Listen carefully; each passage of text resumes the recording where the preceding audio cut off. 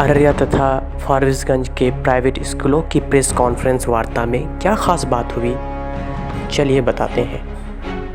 आज private school and children welfare association Araria के द्वारा एक प्रेस कॉन्फ्रेंस स्थानीय करियर गाइड एकेडमी में की गई, जिसमें पूरे बिहार के प्राइवेट विद्यालय के प्रबंधक, शिक्षक, शैक्षणिक कर्मचारी एवं उनसे लगभग 10 लाख परिजनों की वर्तमान परिस्थिति में उत्पन्न हुई परेशानियों को माननीय मुख्यमंत्री एवं शिक्षा मंत्री बिहार को एक संज्ञान लेने को कहा जा रहा है कि प्राइवेट विद्यालय से जुड़े कर्मी एवं प्रबंधकों को ध्यान में रखते हुए राज्य के सभी प्राइवेट विद्यालय को 1 वर्ष का आर्थिक सहायता देने की कृपा करें, जिससे इससे राष्ट्र निर्माण से जुड़े सभी लोगों का जीवन निर्वहन हो सके।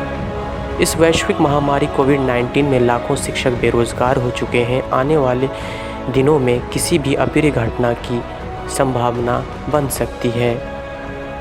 इस प्रेस वार्ता में मुख्य रूप से संरक्षक पैरो रकीब अहमद, जिला अध्यक्ष सिप्तेन अहमद, उपाध्यक्ष कुमार अनूप, हसन बारी, इकराम आलम, शकीबुर रहमान, परवेज़ आलम आदि शामिल थे। वहीं दूसरी ओर फारबिसगंज के प्रेस वार्ता में मुख्य रूप से प्रखंड अध्यक्ष सह निदेशक जैनित पब्लिक स्कूल खुर्शीद खान, प्रखंड सचिव सह निदेशक JP memorial public school Ajit Sinha, वरिष्ठ सदस्य दिलीप वर्मा, जिला सह सचिव सह निदेशक Shishu Bharati Kunal Kedia, private coaching association के कोऑर्डिनेटर राशिद जुनैद, प्राचार्य मोहन शाह आदि सैकड़ों लोग शामिल थे।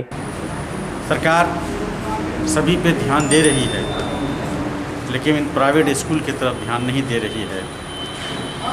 एक स्कूल के teaching staff, non teaching staff और सारे स्टाफ, उनकी तनख्वाह, बिजली बिल, सफाई, वो सारी चीज़ हम लोग देने से अब असमर्थ हो रहे हैं।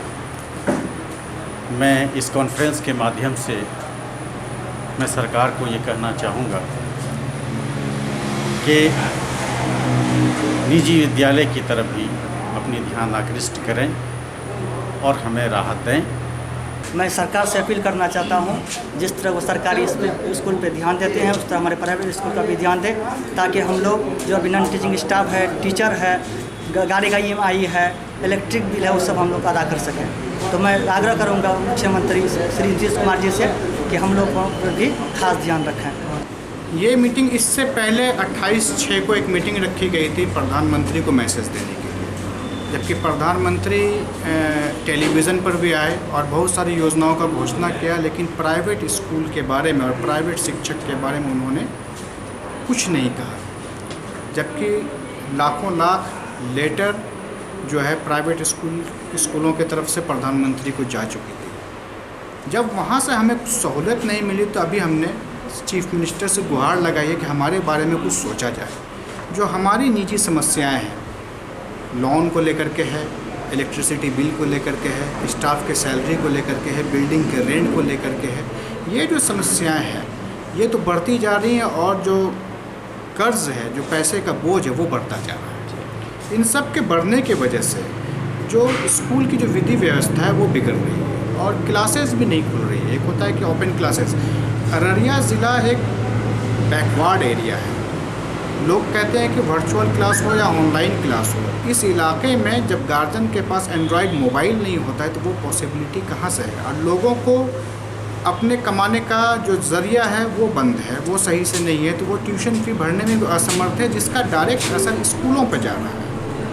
सरकार को चाहिए कि इसमें कोई गहन जो है बहुत अच्छा स्टेप लेकर के स्कूल कैसे चले, चूँकि ये शिक्षण संस्था है, इसी से राष्ट्र का निर्माण होता है, इसको कैसे चलावें, बच्चे कैसे पढ़ें। RTE के अंदर सारे बच्चे को शिक्षा का अधिकार है, कहीं न कहीं उस अधिकार का हनन हो रहा है। अगर एक बच्चे को पढ़ाई नहीं मिल रही है, प्राइवेट स्कूल में एक रास्ता है कि आप 25% बच्चे को ले सकते हैं, लेकिन उस बच्चे को शिक्षा नहीं मिल रही है तो जो राइट टू एजुकेशन एक्ट है उसकी अवहेलना हो रही है। इस बारे में सरकार नहीं सोच रही है।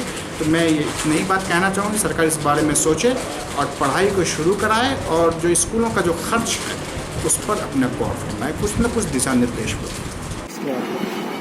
आज हम लोगों का जो प्रेस कॉन्फ्रेंस हो रहा है वो आज पूरे बिहार में private school and children welfare association की तरफ से मुख्यमंत्री को एक लेटर दिया जा रहा है जो प्राइवेट स्कूल की दयनीय स्थिति को अवगत कराते हुए सरकार से हमारी डिमांड है कि सभी प्राइवेट स्कूल को इस दयनीय स्थिति से उबारने के लिए आर्थिक पैकेज देने की कृपा करें। आर्थिक पैकेज आपको मिले, किस आधार पे मांगा जा रहा है? ये आर्थिक पैकेज हम लोग बिहार सरकार और भारत सरकार दोनों से हम लोगों का आग्रह है कि जो सरकारी स्कूल में बच्चे पढ़ रहे हैं उस बच्चे के ऊपर में जितना खर्च सरकार कर रही है उसी को देखते हुए प्राइवेट स्कूल को भी ये आर्थिक पैकेज मिलना चाहिए, क्योंकि प्राइवेट स्कूल का जो मुख्य आय का स्रोत है वो बच्चों के द्वारा दी गई दे रहे फीस से ही होता है। और पिछले कोरोना वायरस के कारण से पिछले 4 महीना से किसी भी प्रकार की फीस अभिभावक देने को तैयार नहीं, जिसके कारण से सभी प्राइवेट स्कूल की आर्थिक स्थिति दयनीय से भी खराब हो गई और शिक्षकों की हालत भुखमरी के स्तर पर पहुंच चुकी है। इसलिए हम लोग चाह रहे हैं कि सरकार हम लोगों की बात सुने और आप लोगों के माध्यम से हमारी बात को सुन करके इस पर तुरंत अमल करें। क्या नाम हुआ? मेरा नाम खुर्शीद खान हुआ, मैं प्रखंड अध्यक्ष हूँ प्राइवेट स्कूल एंड चिल्ड्रन। वरिष्ठ शिक्षक के पद पर कार्यरत हूँ। मुझे जनवरी माह से अभी तक पेमेंट नहीं मिला है। ऐसी स्थिति में भी मैं ऑनलाइन पढ़ाई का कार्य करता हूँ ताकि बच्चों का पढ़ाई बाधित ना हो। सरकार पीएफ दे रही है, लेकिन क्या ये पीएफ से गुजारा हो सकता है? स्कूल वाले कह रहे हैं कि अभिभावक पैसे नहीं दे रहे हैं, सरकार कुछ सोच नहीं रही है। ऐसी स्थिति में हम शिक्षक क्या करें? मेरे पास और कोई रास्ता नहीं है। सरकार को इस पर अविलंब ध्यान देना चाहिए। अगर सरकार ध्यान नहीं देगी तो ऐसा ना हो कि हमें आंदोलन पर उतरना पड़े। मैं मेरे राष्ट्रीय अध्यक्ष समाइल अहमद साहब के आह्वान पर पूरे इंडिया से 20 लाख आवेदन प्रधानमंत्री जी को भेजा गया। प्राइवेट स्कूल की समस्याओं से अवगत कराया गया कि जो अभी समस्याएं उत्पन्न हो रही है प्राइवेट स्कूलों में, उनके कर्मचारी, उनके स्टाफ इस हालात पे पहुंच गए हैं, मतलब अपने जान सुपुर्द कर सकते हैं।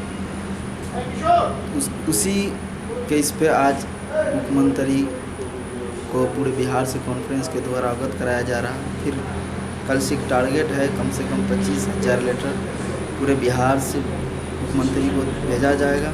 अगर उस पर भी कोई बात नहीं सुनी जाती है फिर मेरे राष्ट्रीय अध्यक्ष सैयद समाइल अहमद साहब का जो गाइडलाइन होगा उस पर हम लोग कार्य करेंगे। मैं सरकार से अपील करना चाहता हूँ, जिस तरह वो सरकारी स्कूल पे ध्यान देते हैं उस तरह हमारे प्राइवेट स्कूल का भी ध्यान दें, ताकि हम लोग जो अभी नॉन टीचिंग स्टाफ है, टीचर है, गाड़ी का EMI है, इलेक्ट्रिक बिल है, वो सब हम लोग अदा कर सकें। तो मैं आग्रह करूँगा मुख्यमंत्री श्री नीतीश कुमार जी से कि हम लोग पर भी खास ध्यान रखें। अररिया के सबसे लोकप्रिय रेडियो चैनल NS रेडियो की ओर से मैं आपका दोस्त RJ धीरज आप सभी श्रोताओं का इस कार्यक्रम में बहुत बहुत स्वागत करता हूं। आप हमारे प्रसारण का आनंद ऑनलाइन के माध्यम से प्ले स्टोर द्वारा ऐप को डाउनलोड करके लगातार दिन रात ले सकते हैं। साथ ही साथ अपने यारों दोस्तों को भी कह सकते हैं और सुन सकते हैं गाने, वो भी आपकी पसंद के, ओनली ऑन NS रेडियो।